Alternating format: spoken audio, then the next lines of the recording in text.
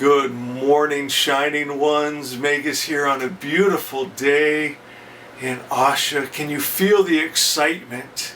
Yeah, I can feel the love and the hope. You know, our dream has always been for the book of Zoroaster to be the #1 selling book in the world because it's pure and it's good.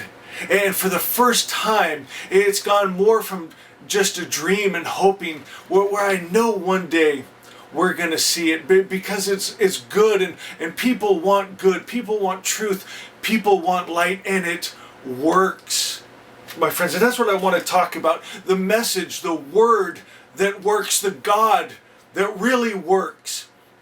And I've seen it time and time again. As a matter of fact, this morning I'm burning Nag Champa by Ganesh sticks, and the smell of it brought me back to memories of I used to do different sessions with people, and I'd have them come in and I'd burn some incense and I'd play some 432 hertz music and I'd just speak truth into them, and I saw miracles, my friends. One of them that popped in my mind this morning as I was burning that and smelt that, there was a guy that worked around our property here, and he got to a place where he couldn't breathe. His short breaths, almost like gasping. And he had been to the hospital, and he came to us and said, "You know what, I don't think I'm going to be able to work anymore. I can't do manual labor when I can't catch my breath."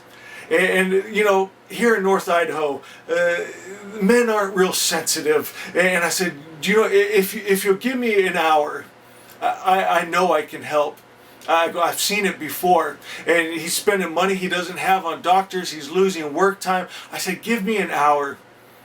We went into the living room. I had him lay on the couch. I was burning some Nag Champa and playing the music. And I was just speaking Asha into him, speaking truth into him. And then I had him breathing in by the end of the session to count, breathing in 1, 2, 3, 4 full deep breaths and breathing out.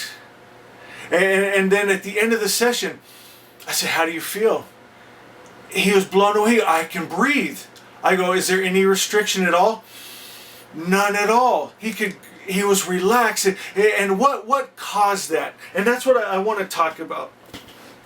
I got this little drawing here for you so you can see it. So here's you or him or whoever, and there's two paths. There's a path forward, and then there's a path where it's a trap.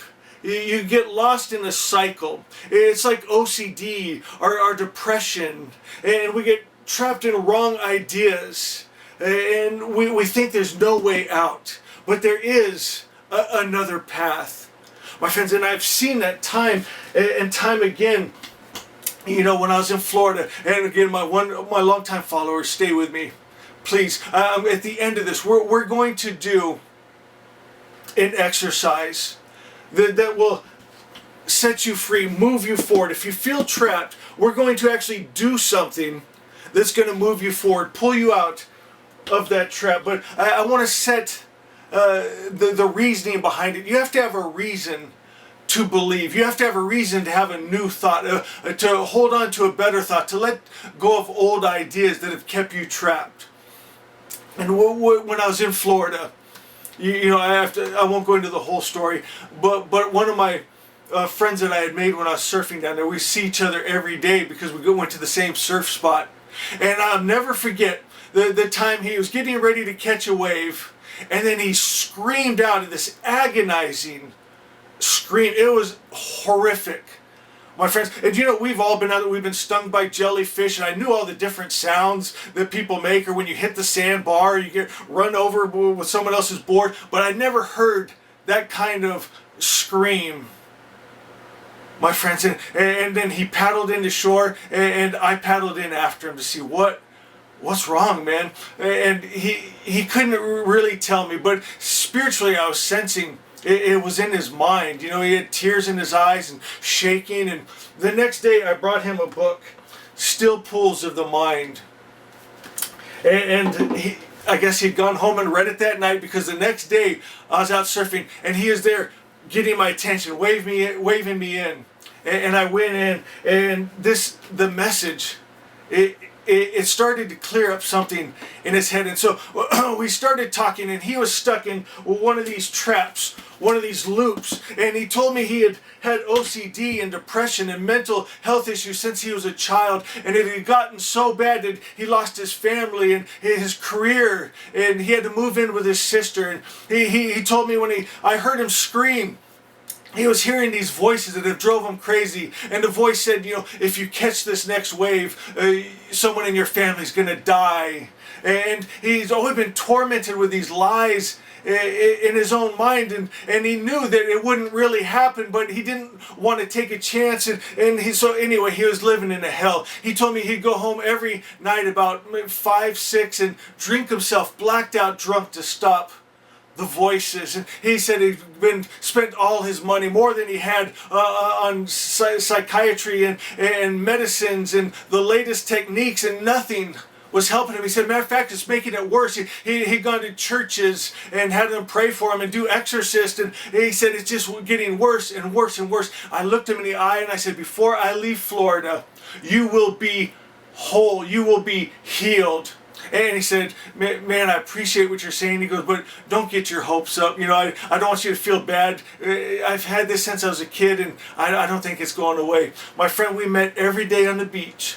And we did what was in Still Pulls of the Mind. We went through Asha. We did what we call first circle every day until we got him to the way forward. He came out of this trap, and before I left Florida, he came up to me with tears in his eyes, crying, saying, I'm healed. I'm healed. The voices are gone.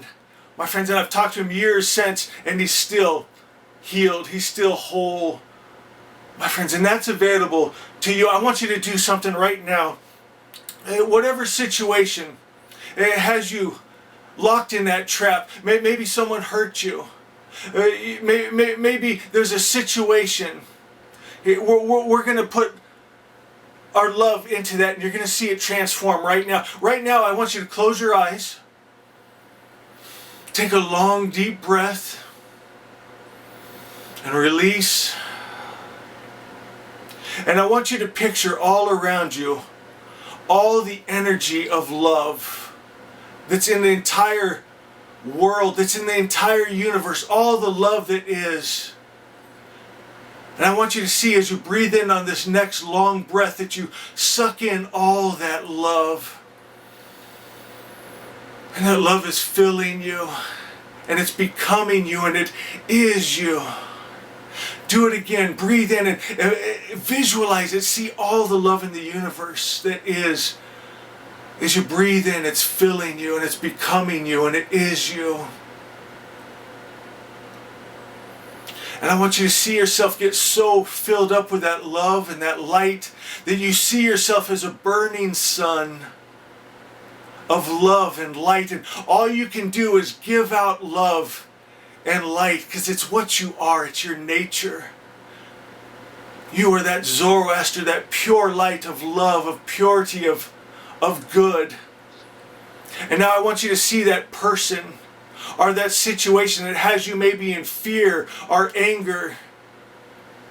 And I want you to give all that love that is into you into that person right now, and into that situation right now, and into that idea right now.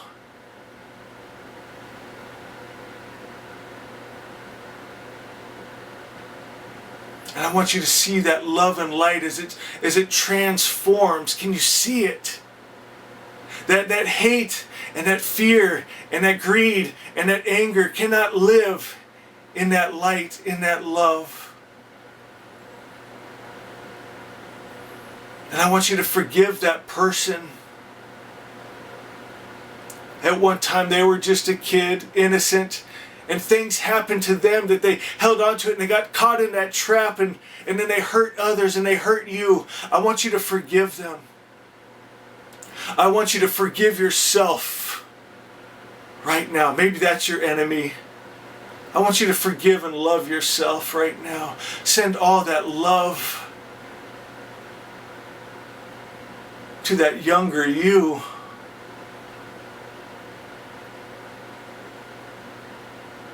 that situation that you're fearing about, worrying about, I want you to send all that love into it and see it transmute that whole idea, that whole scenario.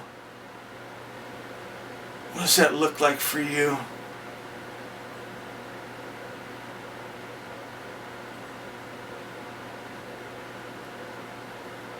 Take a long, deep breath of love. Take a long, deep breath of light. It is you. It's the way forward. Forgiveness, love. I love you guys. Be blessed.